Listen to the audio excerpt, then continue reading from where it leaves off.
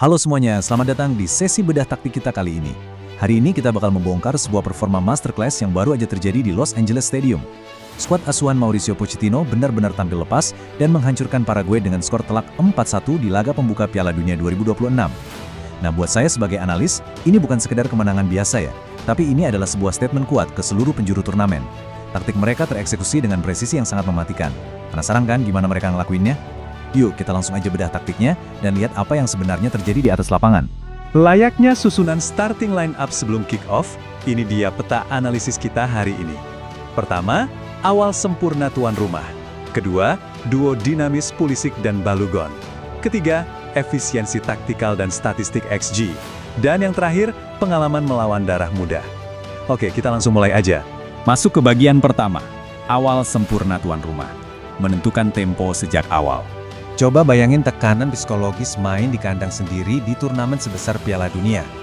15 menit pertama itu krusial banget. Tapi Amerika Serikat keluar dari ruang ganti tanpa keraguan sedikit pun. Mereka langsung nunjukin agresi yang sangat terstruktur. Coba perhatiin angka ini. Menit ke-6 lewat 48 detik. Ya, secepat itu gawang Paraguay udah jebol. Angka ini sekaligus ngejadiin gol ini sebagai gol tercepat ketiga dari negara tuan rumah di laga perdana mereka sepanjang sejarah Piala Dunia. Cuma kalah dari Perancis di tahun 1938 dan Jerman di tahun 2006. Proses golnya juga brilian banget. Christian Pulisic ngerobos pertahanan lawan dengan sangat eksplosif, bola ditarik ke tengah oleh Weston McKennie, dan tekanan level tinggi itu pada akhirnya memangsa Damian Bobadilla mencetak gol bunuh diri. Tekanan maksimal, hasil instan. Nah, lini masa ini ngasih lihat dengan jelas gimana hancurnya ritme Paraguay di babak pertama. Setelah gol bunuh diri di menit ke-7 tadi, tim AS sama sekali nggak ngendorin gas. Sempat ada momen gol Volarin Balogun yang dianulir karena Pulisic udah offside duluan, tapi mentalitas mereka benar-benar patut diacungi jempol. Kenapa? Karena Balogun langsung balas kekecewaan itu dengan gol cantik di menit ke-31 dan nambah satu gol lagi tepat di penghujung babak pertama. Hasilnya, sejarah baru tercipta. Untuk pertama kalinya dalam sejarah mereka di Piala Dunia, Amerika Serikat unggul 3 gol di babak pertama. Benar-benar dominasi mutlak. Lanjut ke bagian kedua, duo dinamis, Pulisic dan Balogun, sang katalisator serangan. Kalau tim ini diibaratkan sebuah kendaraan berkecepatan tinggi, nah dua pemain inilah mesin pemacu utamanya. Dominasi di babak pertama tadi nggak akan kejadian tanpa mereka. Pulisic benar-benar jadi dinamo kreatif tim. Bayangin aja, cuma di babak pertama sebelum dia ditarik keluar, dia udah nyatet 3 dribble sukses dan nyiptain 2 peluang emas, angka paling tinggi di lapangan saat itu. Sayap kiri Paraguay benar-benar diobrak-abrik. Di sisi lain, kita punya Volarin Balogun yang tampil sebagai eksekutor berdarah dingin. Gol pertamanya lewat sepakan akurat ke pojok kanan bawah, lalu gol keduanya, wah ini luar biasa.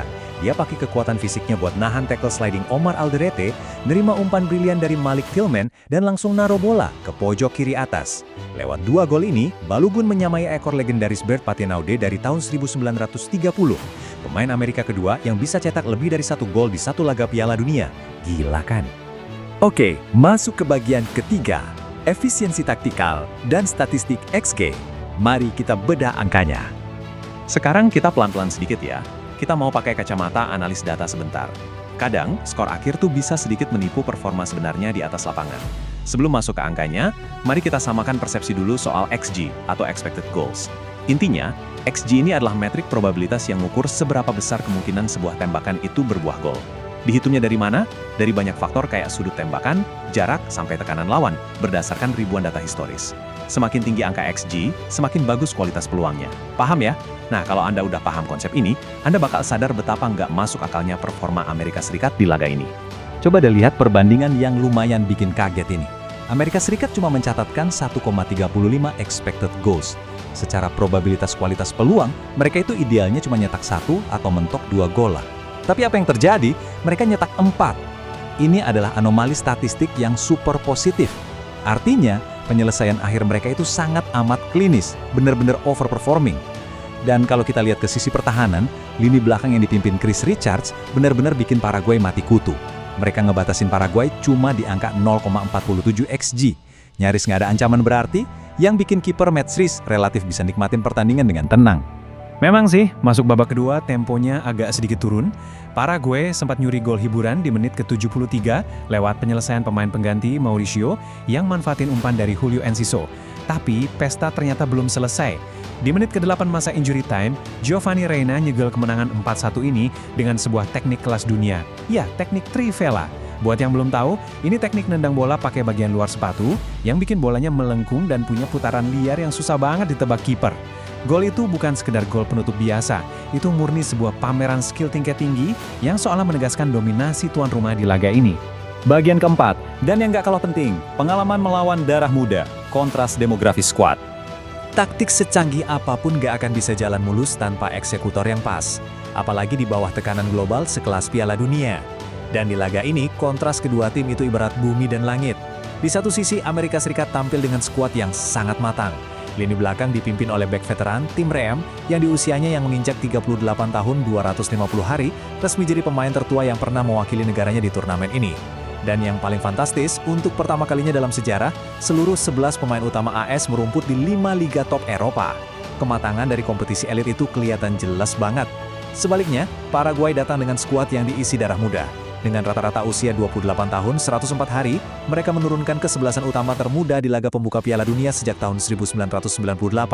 Ya, usia muda memang ngasih energi ekstra, tapi di atas lapangan, pengalaman bertanding di level Eropa terbukti jauh lebih krusial. Pengalamanlah yang mendikte jalannya pertandingan, sementara darah muda cenderung lebih reaktif. Nah, dari semua pemaparan tadi, ada satu pertanyaan besar nih buat kita semua.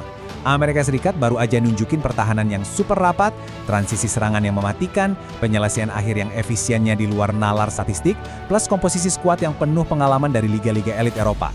Mereka main di sini jelas bukan cuma buat ngeramein turnamen, tapi sebagai penantang yang serius. Jadi pertanyaannya, dengan efisiensi yang sedingin ini di area pertahanan lawan, kira-kira mampukah skuad Mauricio Pochettino ini menjaga momentum mereka dan melaju terus sampai ke babak-babak akhir Piala Dunia 2026? Taktik mereka udah terbukti sangat solid, sekarang tinggal ujian konsistensinya aja. Gimana menurut Anda? Silahkan direnungkan ya. Terima kasih banyak udah nemenin saya di sesi bedah taktik kali ini, dan sampai jumpa di analisis seru berikutnya.